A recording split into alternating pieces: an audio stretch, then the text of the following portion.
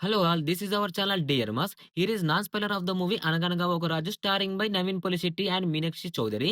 ఇక first thing first movie పైన నా ఒపీనియన్ చెప్పాలంటే, మూవీ బానే ఉన్నట్టు అనిపిస్తుంది. కానీ just one time watchable movie. ఎందుకంటే నేనంత బాగా అయితే ఎంగేజ్ కాలేదు. అంత బాగా ఎంటర్‌టైన్ అవ్వలేదు.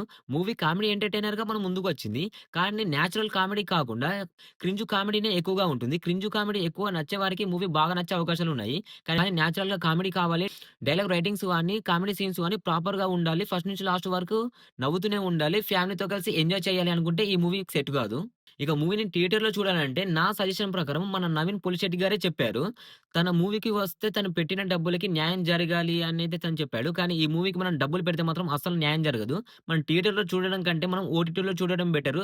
థియేటర్‌కి వెళ్లి టైము, పైసలు మాత్రం బొక్క పెట్టుకోకండి. ఇక మూవీ స్టోరీ గురించి మీకు ఆల్రెడీ తెలిసిందే. ట్రైలర్‌లో, టీజర్ ఆల్రెడీ చూసే ఉంటారు.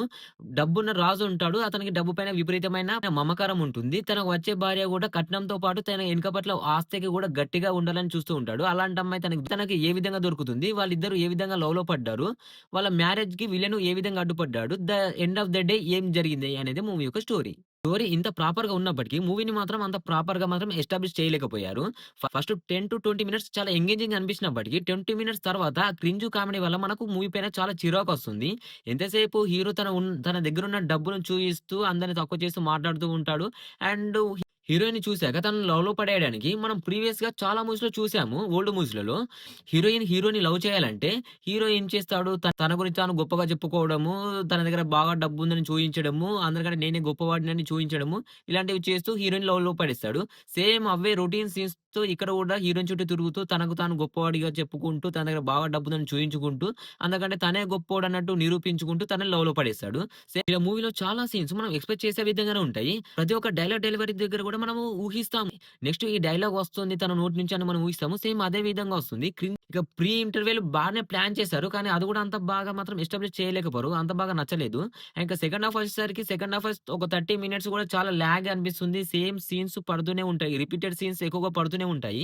మనం అదే క్రింజ్ కామెడీ అవే రెగ్యులర్ డైలాగ్ డెలివరీతోనే నడుస్తూ ఉంటుంది. అంత బాగా అయితే ఏమి అనిపించలేదు. ఇక క్లైమాక్స్ వచ్చేవరకు ఒక 10 మినిట్స్ కొంచెం అనిపించినప్పటికీ మూవీలో ప్లస్ పాయింట్ ఏదైనా ఉందా అంటే మన నవీన్ పొలిశెట్టి గారు. తన యాక్టింగ్ లెవెల్స్ గాని, తన డైలాగ్ డెలివరీ గాని నెక్స్ట్ లెవెల్‌లో వర్కౌట్ అవుతుంది.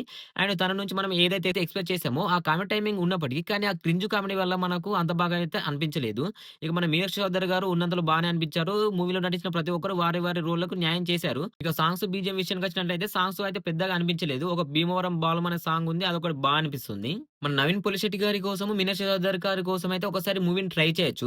కానీ మూవీలో ఆ క్రింజ్ కామెడీ వల్ల అంత బాగా అనిపించలేదు. కానీ ఆ డైలాగ్ రైటింగ్స్ ఇంకొంచెం బెటర్‌గా రాసుకొని కొన్ని సీన్స్‌ని ఇంకొంచెం ప్రాపర్‌గా తీసి కొంచెం బాగా ఎస్టాబ్లిష్ చేస్తే మూవీ మాత్రం నెక్స్ట్ లెవెల్‌లో ఉంటుంది. అండ్ కొంచెం నేచురల్ కామెడీ పండిస్తేనే మూవీ ఏదైనా వర్కౌట్ అవుతుంది. ఇలాంటి క్రింజ్ కామెడీ వల్ల మనం ఎక్స్‌పెక్ట్ చేసే డైలాగ్ రైటింగ్స్ ఉండడం వల్ల మూవీ మాత్రం పెద్దగా వర్కౌట్ అయినట్టు అనిపించలేదు. ఫ్యామిలీతో చూడొచ్చంటే ఫ్యామిలీతో మాత్రం హ్యాపీగా చూడొచ్చు. ఒక 2, 3 డబుల్ మీనింగ్ డైలాగ్స్ ఉన్నప్పటికి బోల్డ్ కంటెంట్ ఏమి ఉండదు కాబట్టి హ్యాపీగా చూడొచ్చు. ఓవరాల్‌గా అయితే just one time watchable movie. నాకైతే పెద్దగా అనిపించలేదు. జస్ట్ ఇది నా ఒపీనియన్ మాత్రమే. ఇక ఓవరాల్‌గా ఈ సంగతి చూసుకున్నట్లయితే నాకు తెలిసి మన మాస్ మహారాజా రవితేజ గారిదే 'భర్త మహాశైలకు విజ్ఞప్తి' మూవీ మాత్రం నెక్స్ట్ లెవెల్‌లో ఉంది. ఆ తర్వాత మన మెగాస్టార్ చిరంజీవి గారు, ఆ తర్వాత ఇక నెక్స్ట్ మన శర్వానంద్ గారి 'నారి నారి నడమ మురారి' మూవీ రిలీజ్ ఉంది రేపు. ఆ మూవీ రిలీజ్ అయిన తర్వాత అర్థమవుతుంది. ఆ మూవీ కూడా ఏ లెవెల్‌లో ఉంటుందని. ఇప్పటికైతే బెస్ట్ మూవీ సంక్రాంతి విన్నర్ అంటే 'భర్త మహాశైలకు విజ్ఞప్తి.' ఆ మూవీకి అయితే వెళ్ళిపోయిండి. మీరు పిచ్చ పీక్స్‌లో ఎంజాయ్ చేస్తారు.